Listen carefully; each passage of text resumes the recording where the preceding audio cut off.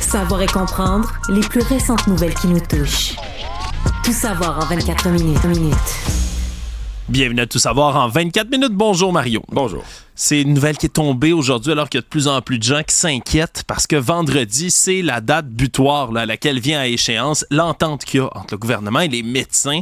Et là, la Fédération des médecins omnipraticiens du Québec et le gouvernement Legault qui se sont fait une passe d'armes dans les derniers jours quand même. Durant le congrès général de la fin de semaine, on a dit que les médecins retenaient en otage la population. Ça a répliqué du côté des médecins omnipraticiens. Mais là, malgré tout, du côté du ministre Christian Dubé, ministre de la Santé, on est optimiste d'avoir une entente d'ici vendredi. C'est ce qu'il a dit aujourd'hui. Donc, mardi, enterre la hache de guerre. Oui. Puis ce matin, moi, je recevais à LCN le président des médecins omnipraticiens, puis qui me disait, il y a un médiateur qui a été nommé mercredi, mais ça n'a pas l'air d'avoir négocié fort la semaine passée. Mais là, ces jours-ci, depuis ce matin, ou je sais pas, depuis cette semaine, ce matin, là, ça a l'air à négocier. Ça a l'air négocié, là, à un tel point où d'ici vendredi, ça devrait être réglé. Monsieur Dubé qui dit que c'est pas la première fois ni la dernière fois que quelque chose des négociations gouvernementales se réglera à la dernière minute, Mario. Non. Là-dessus, je pense qu'il n'y a pas tort.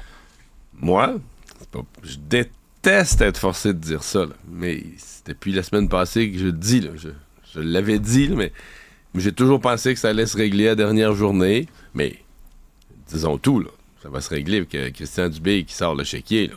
Oui, parce que là, oui. Ce qui est sur la ligne, évidemment, c'est le guichet d'accès à la première ligne, là, le fameux GAP, parce qu'on veut retirer la prime de 120 $ qui était donnée aux médecins là, pour tout ce qui était traitement de patients au GAP. On va l'expliquer. Je suis pas sûr que c'est clair pour les gens parce que oublions les gens qui ont un médecin de famille. Ils sont pas concernés. On parle des 900 000 personnes, les patients orphelins, comme on les appelle. C'est ça, qui n'ont pas de médecin de famille, mais qui ont été pris en charge par un GMF. Donc, ils n'ont pas un médecin de famille, mais ils font partie. Isabelle Maréchal nous disait hier, notre collègue est dans cette situation-là. Elle avait eu une lettre, tu sais, comme quoi il y avait un gros GMF, puis un numéro de téléphone à appeler, puis que s'il y avait une situation de santé, elle et sa famille, ils étaient reliés à un GMF. Donc, ça te donne un groupe de médecins de famille qui te disent collectivement, mettons qu'ils sont 15 médecins dans le GMF, si vous avez besoin d'un rendez-vous, on va vous voir. Nous autres, dans la gang, quelqu'un va vous voir. Voilà. C'était ça. Et pour chaque nom qu'ils prenaient, ça donnait au GMF 120 $. Donc, écoute, on entend, mettons que t'en prends 1000, c'est 120 000 $. C'est de l'argent. Si t'en prends 10 000, c'est 1 200 000 dans le GMF. Puis il y en a 900 000 de disponibles. Donc, la banque est là. Moi, ce que je pense, c'est que Christian Dubé va baisser le montant. Je pense qu'il trouve ça trop élevé. Pour prendre en charge quelqu'un, juste le prendre en charge, le mettre sur ta liste, là, il trouve ça trop 120 $. À la limite, il va leur redonner de l'argent quand tu le vois. Donc, tu comprends? Tu prends Alexandre Moranville-Ouellet sur ta liste, je te donne plus 120 $. Je te donne, mettons, 50 ou 60. Quand Alexandre va être malade, puis là, tu vas lui donner un rendez-vous le lendemain, puis il va être assis dans ton bureau. Je vais te donner un petit peu plus pour le rendez-vous, parce que c'est ça qui est toujours pas clair. Oui, parce que, je veux dire, prendre en charge, c'est bien beau, charge, mais là, ils vont dire, toi, t'as été malade, mais c'est pas la bonne semaine. Ouais, on est tous occupés, le groupe semaine, est vraiment... c'est difficile. Et là, Christian Dubé, il veut plus de garanties que les patients, oui, sont pris en charge, mais sont vus, là. Quand il y a besoin, ils sont vus. Mais, enfin, on va voir. Oui, on a besoin de voir parce que, tu sais, les cas vont se multiplier aussi, Mario. Là, je veux dire, on a toujours les histoires qui filtrent dans les médias partout, la difficulté à avoir accès aux soins. Et là, c'était... Et on a été très clair du côté des deux, là, du gouvernement et des médecins omnipraticiens. Il y a pu, avec le nombre de médecins omnipraticiens, le nombre qui vont prendre leur retraite, l'augmentation de la population au Québec, c'est impossible. Toute la promesse électorale là, d'il y a 10 ans, là, tu sais que tout le monde l'avait fait, là, la CAQ, tout le monde PQ, va avoir son médecin de famille. Oui, ils l'ont tout fait. Là. Les libéraux, la CAQ, le PQ, tout le monde l'a promis une fois ou deux. Là. Chacun aura son médecin de famille. Là. Ça n'arrivera pas. Oui, voilà. Ça, c'est clair maintenant. On peut enterrer cette nouvelle-là. Oui. C'était quand même une grosse journée ici à CUM, Mario, là, pour les auditeurs qui veulent réécouter, parce que des troubles de santé, en veux-tu enveloppe et d'accessibilité, on a notre collègue Richard Martineau qui est resté comme 1 heure, 2 heures, je sais plus combien de temps, au téléphone avec un hôpital, tenter de prendre un rendez-vous médical. Il s'est même rendu jusqu'à sa chronique en ondes avec Benoît en faisant jouer la petite musique classique d'attente. Puis quelqu'un a décroché pendant qu'il était en ondes, puis on y a raccroché au nez. Non. Oui. Non. Fait qu'il s'est remis en attente. Là. Aux dernières nouvelles de ce qu'il nous textait à la station, il n'y a toujours pas eu, là, à l'heure où on enregistre Mario ici, toujours pas eu son rendez-vous. Même chose, Yasmine Abdel-Fadel, notre collègue, qui essaie d'avoir un rendez-vous pour son fils qui a de l'eau dans les oreilles, donc doit avoir des tubes posés pour drainer tout ça. C'est un enfant qui doit apprendre à parler. Il n'entend rien en ce moment, donc il ne développe pas son langage. C'est comme urgent que ça se fasse. Le médecin qui voit son fils, il doit remettre un document pour qu'on puisse prendre un rendez-vous pour son opération. Monsieur, le médecin, n'a le document qu'en papier. Il l'a pas à l'informatique. Et là, ils ne peuvent pas prendre de rendez-vous jusqu'à ce que monsieur se rende à l'hôpital déposer le dossier en personne. Le papier. Le papier. S'il ne dépose pas le papier, il n'y a pas de rendez-vous. Mais pas de fax. La modernité, maintenant, c'est le fax, quand tu veux. Écoute, je peux pas croire, je sais pas, un pigeon voyageur, quelque chose rendu là, mais regarde, c'est des incongruités, disons, qui ont été soulevées, là. Cette journée même à Cube, quel drôle de hasard. Actualité.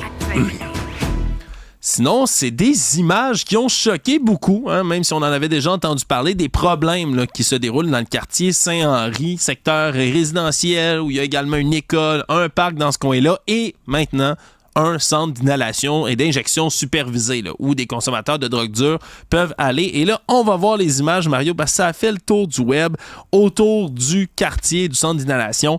Mais c'est dans un parc, là, des gens intoxiqués, des commerçants qui sont pas capables d'accéder à leur commerce, des enfants qui jouent dans un parc qui est à moitié enclavé par des gens qui sont en situation là, d'itinérance, mais surtout d'intoxication sévère, à un tel point où là, il y a des discussions qui sont en cours en ce moment. Ça, si je ne me trompe pas, c'est la clôture de la cour d'école. Là. Voilà. On se comprend, c'est une clôture de je ne sais pas si c'est le parc ou la cour d'école, mais on se comprend que c'est des images disgracieuses, on va le dire comme ça, qui se déroulent à cet endroit-là. Ça avait été rapporté, ça avait été dit, mais voilà que la situation, là, les gens dans le quartier en ont plein de casse. Ça avait été dit. Ça avait été prédit par la population qui se sont fait dire qu'il y avait une mauvaise attitude, c'était du pas dans ma cour, qui voyait négativement, puis que c'était une mixité sociale. Il fallait favoriser une mixité sociale de tous les types de besoins de population, puis que tout ça, ça a tout bien allé ensemble.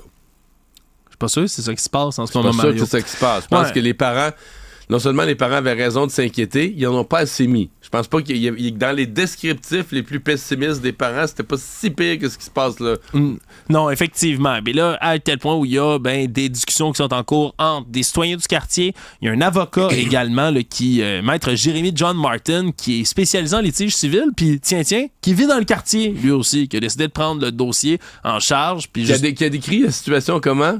On appelle ça un véritable cirque. Ouais. Oui, ça aussi, c'est peut-être des mots assez polis pour décrire ce qui se passe à cet endroit-là. Merci. Mais là, on parle, situation de contrôle, dit les politiciens ne se font rien, fait que ça se pourrait qu'on demande à faire une action collective, voire même une injonction. Là. Eux disent, c'est beau, là, on voulait pas nécessairement faire fermer le centre directement, mais comme on se fait pas écouter, on va prendre la situation entre nos mains. Ça veut dire qu'il y a aussi des discussions entre la maison Benoît Labre qui... On se comprend, Mario. Les intervenants du centre, les gens qui dirigent ça, peuvent avoir les meilleures intentions du monde. Ils savent que la situation est difficile.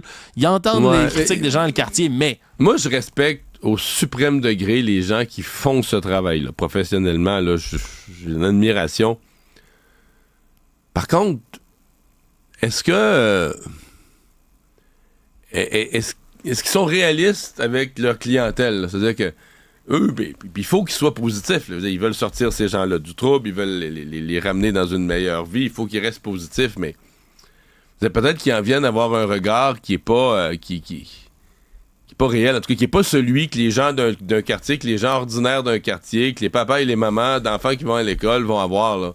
Ouais. Quand on leur parle de, mais ça va être quoi le monde que la clientèle vous allez amener là, puis mais c'est parce que la clientèle, vous amenez là, à un moment donné, ils sont gelés bien raides, là, ils sont plus là. Puis là, après ça, comment ils réagissent une fois drogués, une fois intoxiqués? Mais là, ça peut être très variable. Il y en a qui peuvent venir agressifs, il y en a qui peuvent venir tannants, il y en a qui peuvent devenir déplacés. Oui, on se comprend. C'est de la clientèle vulnérable, c'est de la population vulnérable. On veut pas la vulnérabiliser davantage, mais il y a des réalités qui restent. Là. C'est pas une question de marginaliser ces gens-là encore plus, mais le problème, c'est que il n'y en a pas de solution là, simple à tout ça. Puis en plus, quand la directrice générale de la maison Benoît Labre demande à la ville, on est rendu au point de demander à la ville de ne plus démanteler les campements clandestins d'itinérants parce que ça met trop de pression dans les organismes comme le sien. Non, vraiment, il y a des problèmes. C'est pas un dossier facile, Mario, en espérant qu'on réussisse à s'entendre. Les images qu'on a vues autour de la maison Benoît Labre, là, c'est pas des campements comme on a vu pas loin de l'autoroute Ville-Marie, mais c'est comme des débuts de petits campements, non? Il squatte une portion du terrain de la maison Benoît-Labre lui-même. Là. Ils sont juste à côté de la cour de l'école primaire, mais ils squattent sur le terrain. Ils partent pas de là. C'est là qu'on est rendu, Mario. Ouais. Savoir et comprendre, tout savoir en 24 minutes. Puis parlant de campement, il y en a un qui doit se faire déplacer, du moins en partie. C'est celui de la cour de l'UQAM depuis... Ben non, ça doit être déjà fait. Il y a eu une injonction hier matin. Ouais. C'est une autre affaire, Mario. Parce que là, aujourd'hui, on a eu la réaction des organisateurs. La police de Montréal est en train d'étudier l'injonction. On est en train d'étudier l'injonction puis la manière de bien le mettre. Parce que, quand même, les organisateurs du campement ont dit qu'ils vont faire de leur mieux, de tous les efforts possibles pour se conformer aux ordonnances, mais certains facteurs échappent à leur contrôle. C'est la réponse qu'ils ont donnée autour de ça. Mais ils dénoncent aussi le fait que ce soit, selon eux, un démantèlement déguisé. Et ce, même si l'UQAM a dit... On veut pas vous démanteler, on veut juste que vous soyez à 2 mètres des bâtiments puis que vous arrêtiez de cacher les caméras puis de bloquer les sorties de secours. Même si l'injonction dit la même chose, on parle d'un démantèlement déguisé du côté des manifestants. Mario, il fallait absolument que je rapporte leur version. Mais le recteur restait quand même, ce matin, je l'ai croisé à LCN, le recteur reste positif. Lui, il est en mode de discussion avec les... Il considère qu'avec une... Je sais pas si c'est avec la totalité, mais il considère qu'avec une bonne partie des manifestants, le dialogue est possible. Oui. Dialogue. Il reste à voir après ça quel genre de dialogue, là, eux qui, justement, dans le campement, dénoncent qu'on parle plus d'eux que de... C'est quoi le danger dans ces mouvements-là? C'est que lui, quand il me dit le dialogue est possible, c'est comment ils contrôlent pas leur monde, là. Tu sais, c'est ce qui est arrivé à un certain point à Gabriel Nadeau-Dubois, là. Tu sais, je veux dire, quand on dit les carrés rouges, puis à un certain point, il y avait de la violence. Moi, je pense que Gabriel Nadeau-Dubois, à un certain point, tu crains tellement ton monde qu'à un moment donné, tu contrôles plus les éléments tu contrôles plus les éléments les plus radicaux de ton propre mouvement ou encore des éléments radicaux de la société, des black blocs, puis des radicaux de toutes sortes, se sont joints au cours de route à ton mouvement. Puis eux autres, ils respectent pas n'importe quel... Mettons que tu te dis, OK, mot d'ordre, là, on va respecter l'injonction, on va se déplacer. Toi, dans ton propre mouvement, des gens qui disent oublie ça, là, nous autres, on n'a jamais collaboré. Nous autres, moi, je suis rendu à 31 ans, j'ai jamais collaboré avec personne, mais je suis toujours battu avec la police au besoin. Je collaborerai pas. Maintenant, on va pas commencer aujourd'hui, monsieur. Ben, ça reste à voir. En attendant, Mario, on étudie l'injonction.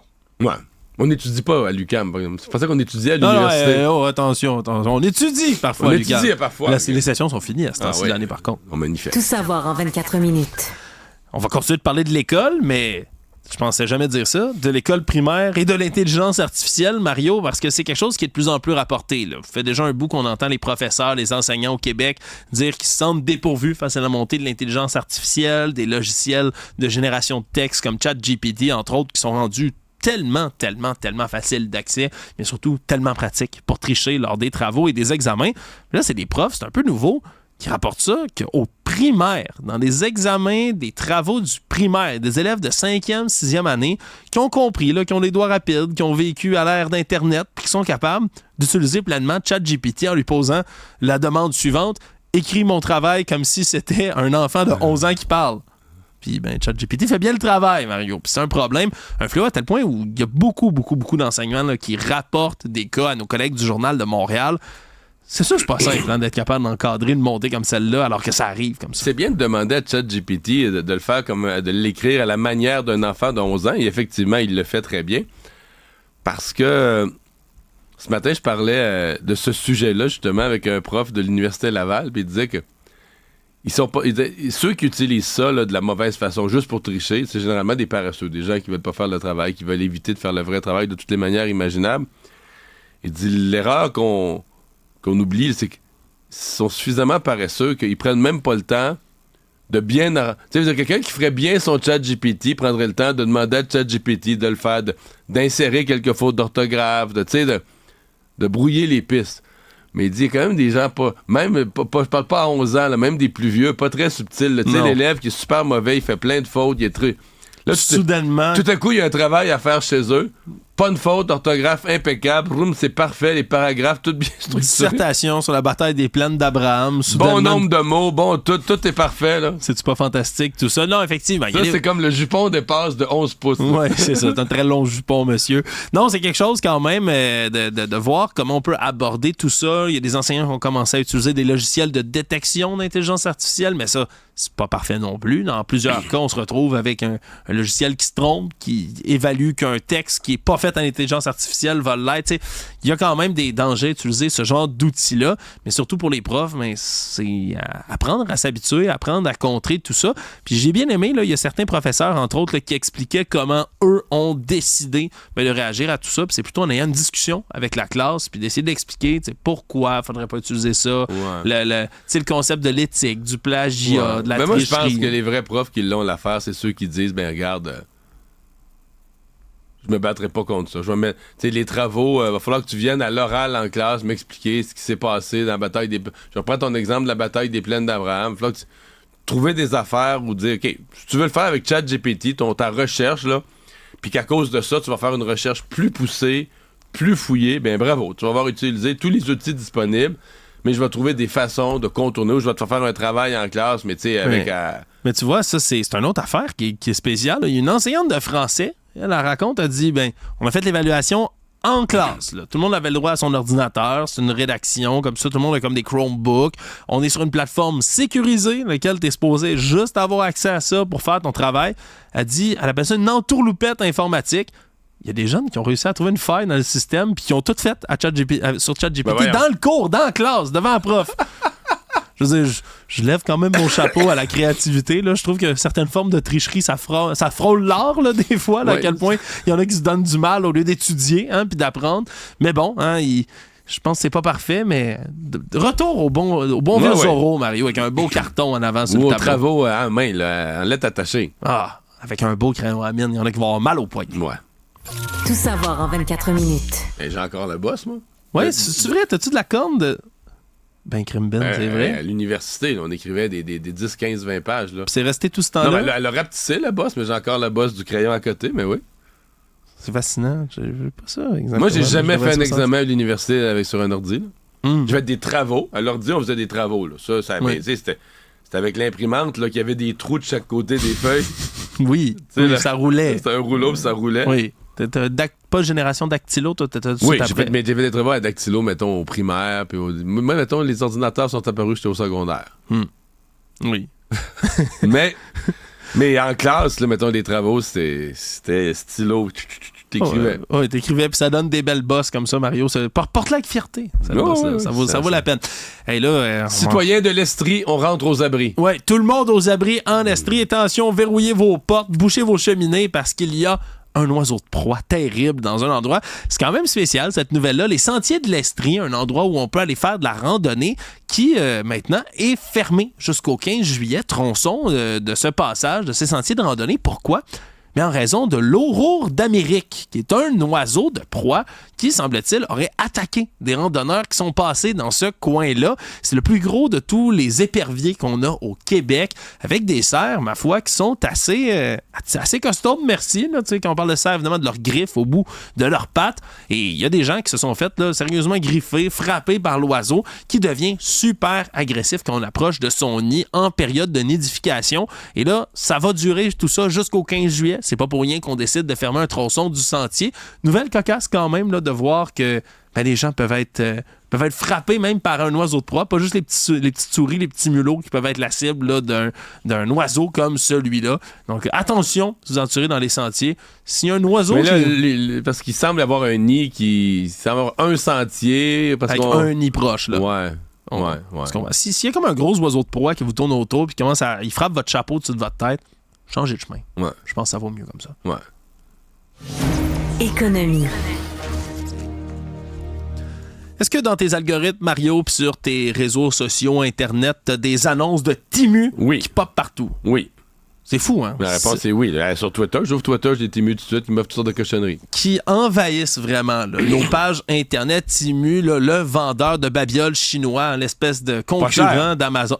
Mais pas cher, Mario. Mais ça... Tu sais, c'est comme, là, je vais reprendre une nouvelle la semaine dernière, là, qu'on apprenait qu'il y a le plus jeune conducteur de McLaren au Québec qui, a fraudé pour 1,5 million des gens après leur avoir promis des rendements de 200% sur de la crypto. Je veux dire, je veux pas dire aux gens qui sont niaiseux ou qui méritent de se faire voler. Personne ne mérite de se faire voler, mais si quelqu'un vous promet un rendement de 200%, c'est peut-être une arnaque.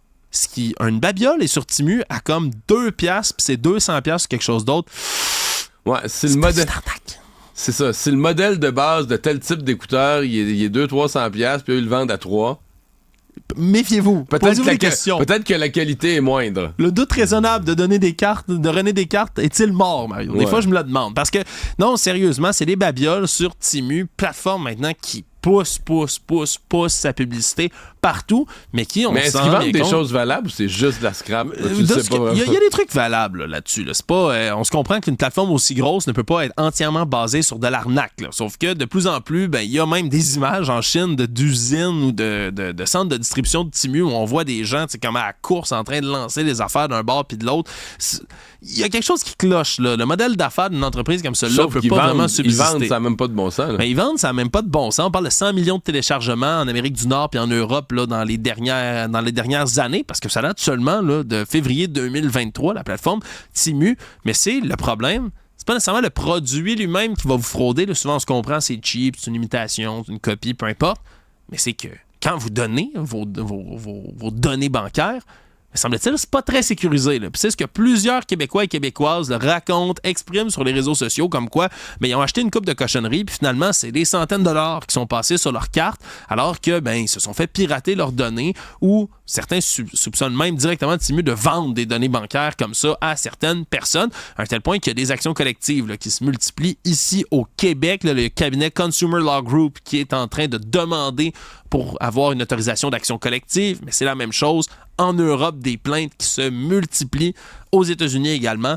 Donc, il reste à voir exactement ce qui va se passer avec Timu. J'ai l'impression que c'est un modèle qui semble éphémère. Je ne sais pas si ça va s'effondrer comme ça, mais moi, je vais me souvenir toujours du Super Bowl cette année, Mario. Il y avait, première chose qu'on retenait, c'était Taylor Swift. La deuxième, pour vrai, moi, c'était Timu.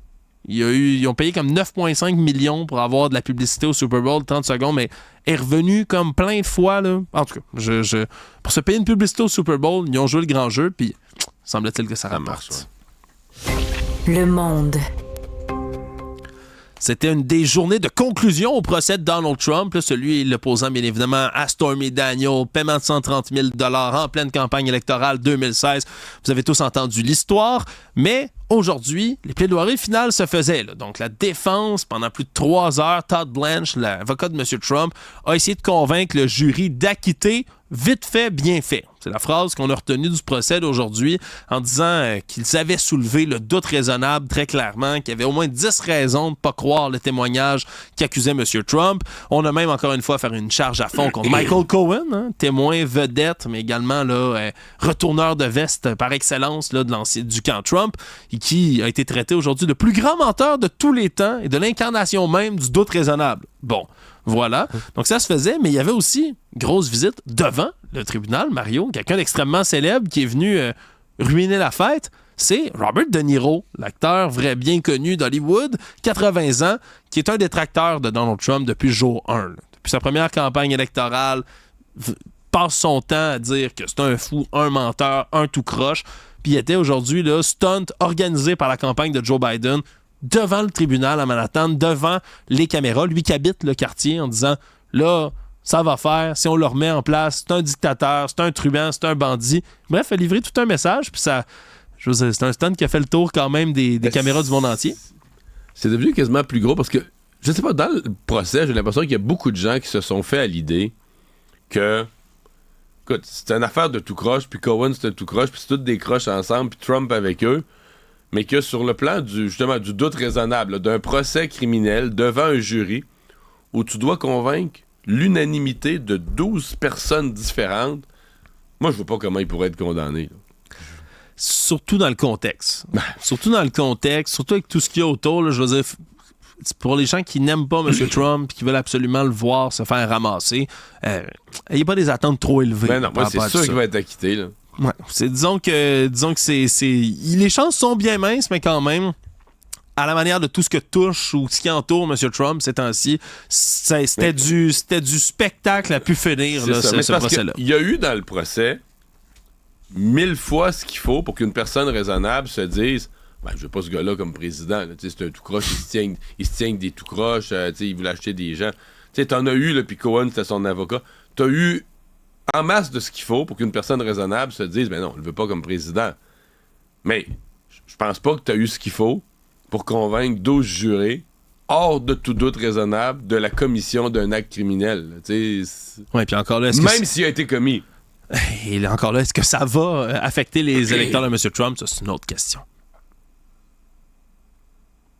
En terminant dans les nouvelles internationales, Mario, c'est drôle parce que c'est quelque chose dont on a parlé dans des épisodes précédents, il y a quelques semaines, toi et moi, les gens qui tombent des bateaux de croisière. C'est quelque chose qui arrive beaucoup plus qu'on peut le penser et la plupart du temps, les gens en meurent parce que, mon Dieu, que dans un bateau de 5, 8, 10 000 personnes, c'est difficile de savoir quand quelqu'un tombe et malheureusement, c'est ce qui est arrivé au large de Miami dimanche. Un homme est tombé du navire, une chute de 24 mètres, parce que là, c'est pas n'importe quel bateau, c'est le Icon of the Seas, le plus gros bateau là, de la compagnie Royal Caribbean. Déjà plongé de cette hauteur-là, je veux dire, tu peux faire moins vite, tu peux faire un flat qui t'assomme, une commotion cérébrale. Si tu sais pas nager, je veux dire, tu descends assez profond, habillé, juste revenir à la surface sans respirer d'eau. Il y a déjà tout un paquet de défis, là. Ouais, tout ça combiné au fait que t'as un bateau de 365 mètres de long qui se déplace, là, tu sais, l'espèce d'effet du tirant d'eau à côté. Ça doit faire une vague. Ouais, ça doit faire une vague, pas à peu près. Ça doit même t'entraîner dans des tourbillons sous l'eau. Tout ça pour dire que l'homme, malheureusement, est décédé alors qu'on levait l'ancre, on partait pour une croisière d'une semaine Honduras. Pour l'instant, non. On dit qu'on l'a ramené à bord, on a réussi. Là, le bateau a été mobilisé comme 2 heures. L'équipage a travaillé fort pour être capable là, de trouver l'homme. Les opérations de recherche se sont menées. On l'a ramené sur le bateau. Il était malheureusement décédé à ce moment-là. Soutien psychologique aux proches, mais pas d'explication pour l'instant. Quand on avait couvert ce sujet la dernière fois, Mario, ce qu'on avait trouvé, c'est que sur des bateaux de croisière, souvent l'alcool est en implication. Évidemment, c'est de la spéculation. Je ne sais pas ce qui s'est passé, mais l'alcool est souvent en cause parce que ça coule à flot, les gens sont en vacances, font pas attention, mais souvent aussi des simples erreurs d'inattention. Les gens sont en vacances, sont tête en l'air, puis finissent par tomber. C'est des choses qui peuvent mais tomber, arriver. il y a quand même des rambardes qui sont à une certaine hauteur, là. Oui. Si tu t'assois pas dessus, ou si tu déconnes pas, mettons que tu glisses, à mon avis, tu tombes pas en bas, là. Non, c'est pas censé, là, surtout que les mesures de sécurité, on imagine, sont renforcées pour un navire qui, je le rappelle, là, il y a quelque chose comme 10 000 personnes à bord là, avec l'équipage compris, 7 600 voyageurs, 2 350 membres d'équipage. À l'heure du départ, j'exclurais pas l'hypothèse de la photo. Ah ouais, une belle photo sur le bord, puis tu t'installes. Puis... Il y en meurt quelques-uns par année là, pour des photos. Hey, les réseaux sociaux, il faut tailler une belle photo. Résumer l'actualité en 24 minutes, c'est mission accomplie.